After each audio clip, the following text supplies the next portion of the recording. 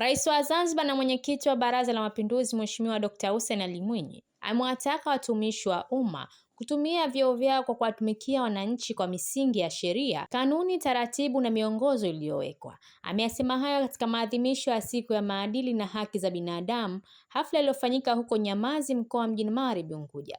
Amesema kuwa ni vyema kwa watumishi wa umma kuzingatia maadili na kutumikia vyeo vyao kwa maslahi ya wananchi kwa kutekeleza majukumu kwa kufuata taratibu na sheria zilizowekwa. Aidha, amewataka viongozi wa taasisi za serikali kutumia vyombo vya habari kwa lengo la kuwapa fursa wananchi kujua masuala mbalimbali yanayohusiana na maendeleo ya nchi yao. Napenda kutumia fursa hii kuwakumbusha viongozi wote kuzingatia maadili na watambue kuwa vyeo tulivyo navyo ni dhamana. Lazima tuvitumikie kwa ajili ya maslahi ya wananchi kwa kutekeleza majukumu yetu kwa misingi ya sheria, kanuni, taratibu na miongozo iliyowekwa. Ndugu wananchi, mabibi na mabwana, katika kutekeleza jukumu la kutoa elimu kwa umma, vyombo vya habari vimeendelea kuwa na mchango mkubwa katika kufikisha ujumbe na taarifa mbalimbali kwa umma. Nimefurahi kuona kwamba taasisi zinazosimamia sekta ya utawala bora kwa pamoja zimeendelea kuvitumia vyombo vya habari vya serikali, vya binafsi, redio jamii na utawala bora online TV katika kuelimisha viongozi na wananchi kwa ujumla kuhusu umuhimu wa kuzingatia na kusimamia misingi ya utawala bora nchini. Nitoe rai kwa viongozi wa taasisi zote za serikali kutumia vyombo vya habari ili kuwapa fursa wananchi kufahamu masuala mbalimbali yanayohusiana na maendeleo ya nchi yao. Ndugu wananchi, serikali ya awamu ya 8 imekuwa ikiendeleza jitihada za kukabiliana na vitendo vya kuzuia rushwa na uhujumu wa uchumi kwa njia mbalimbali. Kwa mwaka 2025 unaomalizika, serikali kupitia mamlaka ya kuzuia rushwa na uhujumu uchumi ilichukua hatua za kuchunguza vitendo vya rushwa na uhujumu uchumi, ambapo jumla ya taarifa 524 zimepokelewa na kufanyiwa kazi. Makosa vitendo vya rushwa yaliyothibitika, wahusika wamechukuliwa hatua za kisheria na kesi nyingine zinaendelea katika hatua mbalimbali. Kwa lengo la kudhibiti vitendo vya rushwa na uhujumu uchumi, serikali kupitia ZAECA imefanikiwa kudhibiti na kuokoa jumla ya shilingi bilioni 6.4 na dola za Kimarekani 94,370 kwa kipindi cha mwezi Januari 2025 hadi Oktoba 2025, ambapo shilingi bilioni 5.2 na dola za Kimarekani 89,371 zilirejeshwa serikalini na shilingi bilioni 1.1 na dola za Kimarekani 4,999 zilirejeshwa kwa wananchi waliohusika. Ndugu wananchi, mabibi na mabwana, mamlaka ya kuzuia rushwa na uhujumu uchumi Zanzibar katika kipindi cha mwezi Januari hadi Oktoba 2025 imefanikiwa kufuatilia jumla ya miradi ya maendeleo 64 yenye thamani ya shilingi trilioni 1.2 na dola za Kimarekani milioni 703.3. Jukumu hili la ufuatiliaji wa miradi ya maendeleo ni njia muhimu katika kudhibiti mianya ya rushwa na uhujumu uchumi pamoja na kuzishauri taasisi za serikali kuhusiana na vitendo vya rushwa. Napenda kuipongeza mamlaka ya kuzuia rushwa na uhujumu uchumi Zanzibar kwa kujenga imani kwa wananchi na kwa serikali. Ahadi yangu ni kuwa serikali itaendelea kuchukua hatua za kinidhamu, kiutawala na kisheria kwa watumishi watakaojihusisha na vitendo vya rushwa na ukiukwaji wa maadili kwa ujumla. Ndugu wananchi, mabibi na mabwana, serikali kupitia afisi ya mdhibiti na mkaguzi mkuu wa hesabu za serikali ina jukumu la kuhakikisha kuwa rasilimali za umma zinatumika vyema kwa maslahi ya wananchi wote wa Zanzibar. Katika kipindi hiki, afisi ya CAG imeendelea kupata mafanikio makubwa katika kutoa taarifa, huku ikihakikisha kwamba taasisi zote za serikali zinafanya kazi kwa kuzingatia sheria, kanuni na taratibu zilizowekwa. Naipongeza ofisi ya mdhibiti na mkaguzi mkuu wa serikali wa hesabu za serikali kwa kupiga hatua kubwa katika kulinda maslahi ya wananchi kwa kubaini matumizi yasiyo sahihi ya rasilimali za umma, kuanzisha mapendekezo ya kuimarisha udhibiti na kutoa ripoti ambazo zimekuwa chimbuko la maamuzi sahihi ya matumizi ya fedha za miradi ya maendeleo. Hatua za utendaji mzuri wa ofisi ya CAG umeongeza uwazi, kuimarisha uwajibikaji, kuongezeka kwa idadi ya hati safi za ukaguzi na kufanikisha matumizi bora ya bajeti ya serikali katika miradi ya maendeleo. Ndugu wananchi, mabibi na mabwana, Tume ya Haki za Binadamu na Utawala Bora ni idara huru ya serikali iliyoundwa kwa mujibu wa Katiba ya Jamhuri ya Muungano wa Tanzania ya mwaka 77, ibara ya 129 hadi 131, Sheria ya Tume ya Haki za Binadamu na Utawala Bora sura ya 391, na Baraza la Wawakilishi liliridhia tume kufanya kazi Zanzibar kwa kutunga sheria namba 13 ya mwaka 2003 kwa lengo la kukuza, kulinda na kutetea haki za binadamu na misingi ya utawala bora. Pamoja na katiba na sheria, tume inatekeleza shughuli zake kwa kuzingatia misingi ya haki za binadamu na utawala bora kama ilivyoainishwa katika mikataba na maazimio mbalimbali ya kikanda na kimataifa. Misingi hiyo inatokana na tamko la kimataifa la haki za binadamu.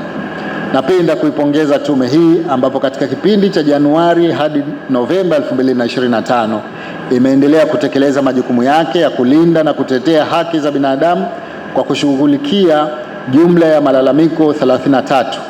Kati ya hayo 26 yanahusu haki za binadamu na 7 yanahusu ukiukwaji wa misingi ya utawala bora. Kati ya hayo malalamiko 8 ya uchunguzi wake umekamilika na mengine walalamikaji wamepewa ushauri wa kisheria na kuelekezwa kuwasilisha malalamiko yao katika mamlaka mbalimbali zinazohusika na malalamiko hayo.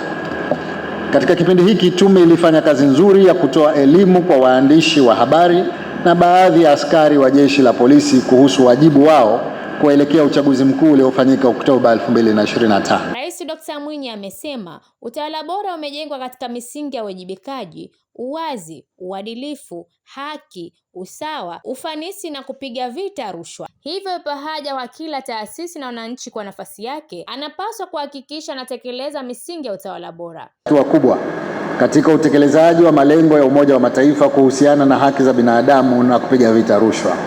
Nchi yetu imeridhia na inaendelea kutekeleza mikataba mbalimbali ya kimataifa na kikanda inayohusiana na haki za binadamu na mapambano dhidi ya rushwa. Tanzania pia ni miongoni mwa nchi zilizoamua kuweka masuala ya haki za binadamu katika katiba zake zote mbili. Haki hizi zimeelezwa katika sura ya 3 ya Katiba ya Zanzibar ya mwaka 1984 na sehemu ya 3 ya Katiba ya Jamhuri ya Muungano wa Tanzania ya mwaka 1977. Aidha, tumeendelea kupiga hatua katika kuyafikia malengo ya mkataba wa haki za binadamu na ule wa mapambano dhidi ya rushwa. Miongoni mwa hatua ambazo zimechukuliwa ni kutunga na kupitisha sera ya utawala bora ya mwaka 2011, sheria ya Tume ya Haki za Binadamu na Utawala Bora ya mwaka nambari 13 ya mwaka 2003, sheria ya kuzuia rushwa na uhujumu uchumi Zanzibar namba 5 ya mwaka 2023, sheria ya mdhibiti na mkaguzi mkuu wa hesabu za serikali namba 7 ya mwaka 2023 na sheria ya maadili ya viongozi wa umma namba 4 ya mwaka 2015. Lengo la kuwa na sera na sheria hizi ni pamoja na kuendeleza jitihada za kuimarisha utawala bora na misingi yake. Ndugu wananchi, mabibi na mabwana, maadhimisho haya ya siku ya maadili ya haki za binadamu nchini mwaka huu yanaenda sambamba na kauli mbiu inayosema matumizi sahihi ya mifumo ya kidijitali huimarisha utawala bora, uwajibikaji, uadilifu, haki za binadamu na kudhibiti rushwa. Kauli mbiu hii imelenga na kusisitiza umuhimu wa uwajibikaji, uadilifu, haki za binadamu na kuzuia rushwa kwa kutumia kwa usahihi mifumo ya kidijitali kwa ajili ya utoaji wa huduma kwa ufanisi na tija. Ndugu wananchi, mabibi na mabwana, utawala bora umejengwa katika misingi ya uwajibikaji, uwazi, uadilifu, haki, usawa, ufanisi na kupiga vita rushwa.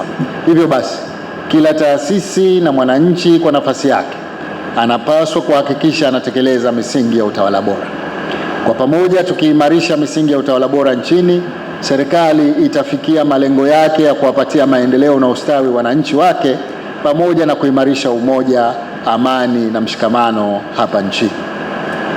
Katika kuimarisha misingi ya utawala bora nchini, serikali imejipanga kuanzisha mfumo wa upimaji utendaji kazi kwa viongozi, yaani performance management system, kwa lengo la kuongeza kasi ya uwajibikaji kwa viongozi na watumishi wa umma. Mfumo huu umewekwa ili kuleta tija na ufanisi kwa serikali katika kutekeleza majukumu ya taasisi husika.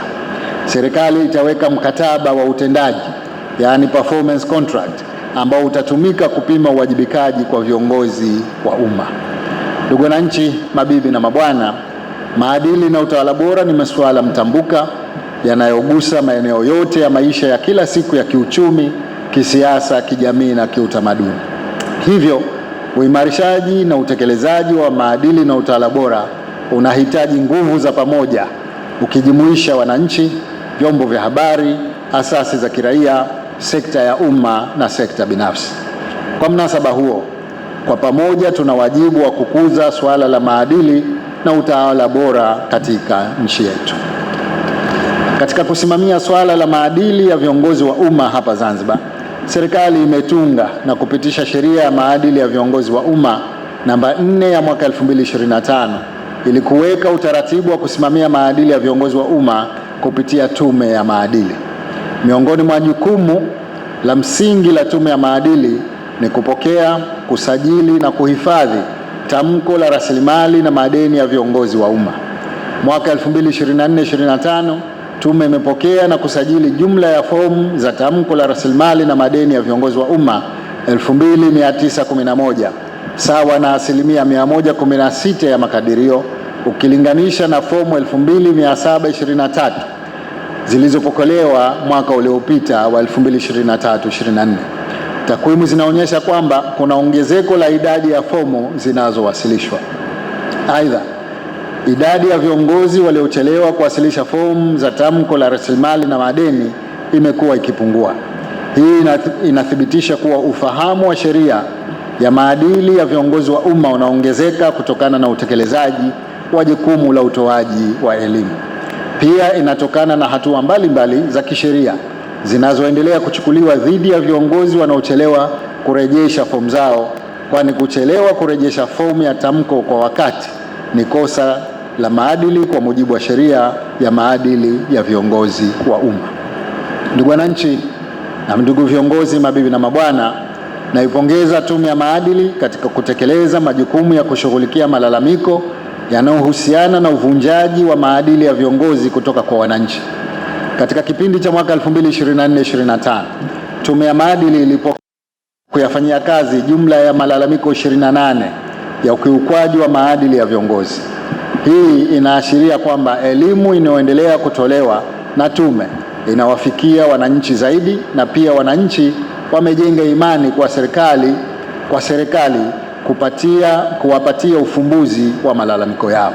Mwenyekiti wa Tume ya Maadili ya Viongozi wa Umma, Asa Ahmed Rashid, ameeleza kuwa maadhimisho hayo ya siku ya maadili na haki za binadamu inatumika katika nyanja mbalimbali kwa kutoa elimu kwa wananchi, sambamba na kuwakumbusha viongozi kujaza fomu za tamko za mali na maadili na kuwasilisha Tume ya Maadili si chini ya tarehe 31 Disemba, kwani kufanya hivyo kunaweza kuingia katika makosa ya Tume ya Maadili kwa mujibu wa sheria. Mheshimiwa mgeni rasmi, kwa msingi huo tunatoa shukrani za dhati kwa Mheshimiwa Waziri wa Nchi, Ofisi ya Rais, Katiba, Sheria, Utumishi na Utawala Bora, Dr. Mwalimu Harun Ali Suleiman, pamoja na viongozi wote wa wizara wakiongozwa na Katibu Mkuu ndugu Mansura Moskasim. Juhudi za wizara pamoja na nyinyi waalikwa ndizo zilizofanikisha maadhimisho haya ya mwaka huu. Napenda pia kuvishukuru vyombo vya habari kwa kuwa pamoja nasi na kuwapa taarifa wananchi kuhusu masuala mbalimbali tokea tulipoanza utekelezaji wa shughuli zetu kuelekea kilele cha maadhimisho ya maadili siku ya leo. Mheshimiwa mgeni rasmi, mwisho ninaomba kuwakumbusha viongozi wenzangu kuwa katika juhudi za serikali kuimarisha misingi ya utawala bora, imeweka utaratibu wa kujaza fomu na kuwasilisha Tume ya Maadili zile fomu za tamko la mali na madeni. Kuna wale wanaotakiwa kujaza ndani ya siku 30 baada ya uteuzi au baada ya kula kiapo katika nafasi zao. Wengi kati ya hao mheshimiwa wameshawasilisha, wakiwemo mawaziri, manaibu waziri, wawakilishi, makatibu wakuu na naibu makatibu wakuu. Ukiachia hawa ambao teuzi zao nyingi zilifanywa katika mwezi wa Novemba, wengi wetu sisi viongozi tunatakiwa kuwasilisha fomu zetu si zaidi ya tarehe 31 Disemba. Wengi katika kundi hili la pili bado hatujawasilisha fomu. Tukumbushane tu kwamba hadi kufikia tarehe ya leo 15 Disemba jumla ya viongozi waliorejesha fomu ni 530 ambao sawa na 19% kati ya viongozi 2750 wanaopaswa kuwasilisha fomu hizo. Nikuombe Mheshimiwa mgeni rasmi uwakumbushe tena viongozi wajibu wao huo, ili wasiji wakapindukia muda uliowekwa kisheria, kwani kufanya hivyo kunaweza kutuingiza katika makosa ya kimaadili kwa mujibu wa sheria ya maadili ya viongozi wa umma. Nao baadhi ya viongozi waliohudhuria katika maadhimisho hayo wakaelezea watakavyosimamia kazi zao kwa maadili na kufuata sheria, misingi na taratibu zilizowekwa. Mimi naitwa Abud Mwinyi, ni naibu katibu mkuu Wizara ya Fedha. Kwa kweli kwanza ni siku adhimu sana, ni siku nzuri sana, siku ya kukumbushana maadili. Kila kiongozi anatakiwa awe na maadili, kila mfanyakazi wa umma anatakiwa na maadili mazuri. Lengo hasa la serikali ni kuwatumikia wananchi wake ili wapate huduma nzuri. Pasipokuwa na maadili, maana hizo huduma hazitopatikana. Kwa maadili ni kitu kizuri na kitu cha lazima kwa kila kiongozi na kila mtumishi wa serikali awe nacho. Kwa siku ya leo tunaadhimisha kwa kukumbushana, kila mtu ana wajibu wa kuwa na maadili akiwa kazini kwake. Vipi katika swala zima la maadili? Ni kukumbushana kama nilivyosema na kuambizana. Kila vikao ambavyo tunafanya ni kukumbushana wajibu wa kila mtu, wajibu wa kila mfanyakazi, vipi afanye kazi kutokana na taratibu zilizopo. Hizo taratibu ndio zitamuongoza afanye kazi vipi. Akikiuka taratibu ndio kuvunja maadili yenyewe. Kwa hivi kila vikao tunavokaa na wafanyakazi wenzetu, tunavokaa na viongozi wengine, tunakumbushana ili kuweza kutimiza hili lifanikiwe. Lakini pia bahati nzuri awamu hii ya 8 kwa kipindi hiki cha pili, viongozi wote tulipata nafasi ya kufundishwa taratibu, kufundishwa sheria zilizopo ili tuweze kutimiza wajibu wote na kuondoka na maadili mabaya.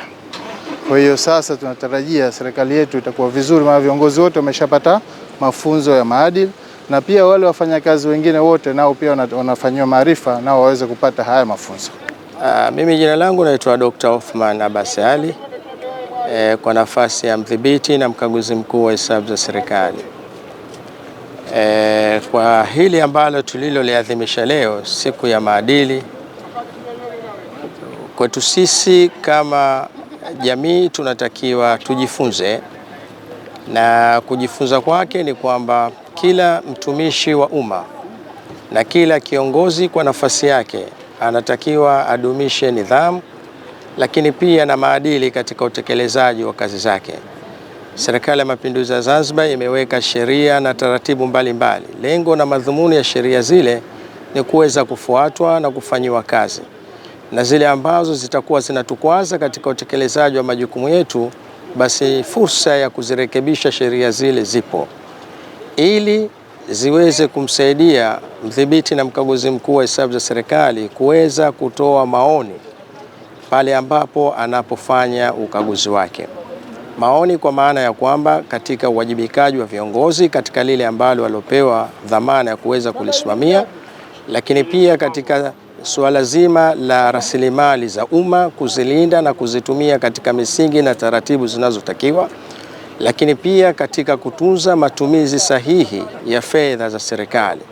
Fedha zinatakiwa zitumike kwa mujibu wa mpango uliopangwa, lakini kwa mujibu wa bajeti iliyoidhinishwa na Baraza la Wawakilishi.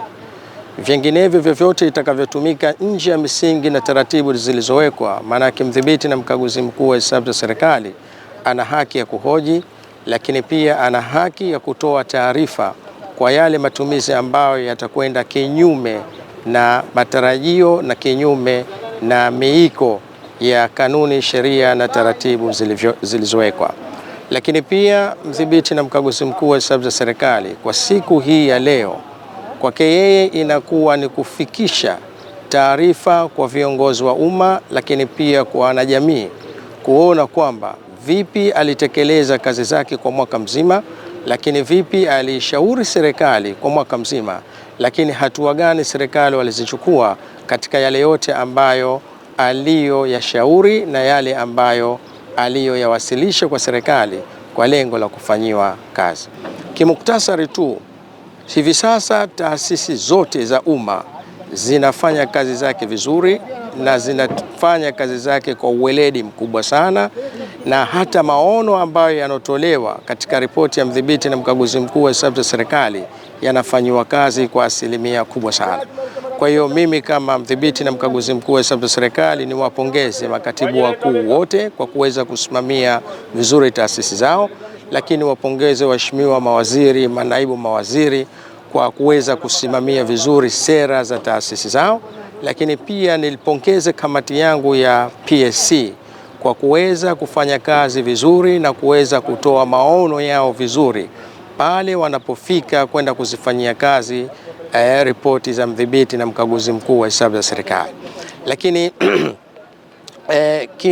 kitathmini kubwa hivi sasa iliyokuwepo ni mashirikiano makubwa yaliyokuwepo baina ya ofisi ya mdhibiti na mkaguzi mkuu wa hesabu za serikali, baina ya baraza la wawakilishi kwa maana kamati ya PSC, lakini pia tunashirikiana na wenzetu wa ZAECA. Hivi sasa tumesaini MOU baina ya ofisi ya mdhibiti na baina ya mamlaka ya kuzuia rushwa na uhujumu uchumi, kwa maana kwamba kazi zetu tunafanya kwa pamoja, sio zile kazi za kwamba aondoke CAG akafanye kazi ZAECA, aondoke ZAECA akafanye kazi CAG. Lengo ni kwamba kujengeana uwezo baina ya watumishi wa CAG na watumishi wa ZAECA, lakini pia kufanya kazi kwa mashirikiano ili lile lengo lililowekwa na serikali la kuondoa ubadhirifu, uhujumu uchumi liweze kufanikiwa. Abdallah Talibu Abdallah ni katibu mtendaji wa Kamisheni ya Wakfu na Mali ya Amana Zanzibar, lakini vile vile ni mjumbe wa Baraza la Ulama Zanzibar. Tunamshukuru Mwenyezi Mungu Subhanahu wa Ta'ala kwa ajili ya kufika katika siku hii ambayo inahusiana na masuala ya maadili. Tunafahamu kwamba maadili ni kukiweka kila kitu katika pahala pake kinapostahiki, na suala la maadili ni muhimu sana na ni suala ambalo lina umuhimu mkubwa, na aghalabu siku hii ni siku ambayo viongozi mbalimbali wa kiserikali, wa kijamii wamekusanyika hapa, wamehimili takriban yote, na lengo kubwa ni kukumbushana kuhusiana na kuchunga masuala ya maadili, kwa sababu maadili ndiyo yanayoupamba uongozi. Kiongozi anapokuwa na maadili mema, maana yake ndiyo kiongozi anakuwa anapambika, na kiongozi anapokosa sifa za maadili ni kwamba anakosa zile sifa zinazomfanya yeye awe kiongozi. Kwa hivyo siku ya maadili ni siku ambayo taasisi, viongozi mbalimbali wanakuja kukutana na kukumbushana kuhusiana na masuala ya maadili, na hili litawafanya wote kufahamu, kwa sababu binadamu, kawaida ya mwanadamu, wakati mwingine anakuwa anasahau. Sasa kukumbushana ni jambo ambalo ni muhimu. Kwa hivyo katika siku ya leo wamekumbushwa ni maadili ya viongozi ni yapi, masuala ya utawala bora,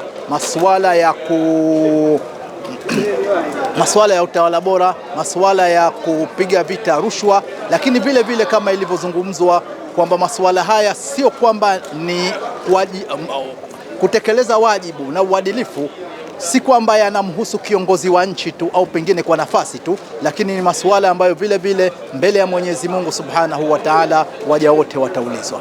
Nikiripoti mimi ni Fatma Haji wa VOP TV. Tembelea YouTube channel yetu VOP Online TV kwa habari moto moto. Subscribe kisha bonyeza alama ya kengele ili kuwa wa kwanza kupata taarifa zetu. Usisahau kulike, kucomment na kushare. VOP Online TV.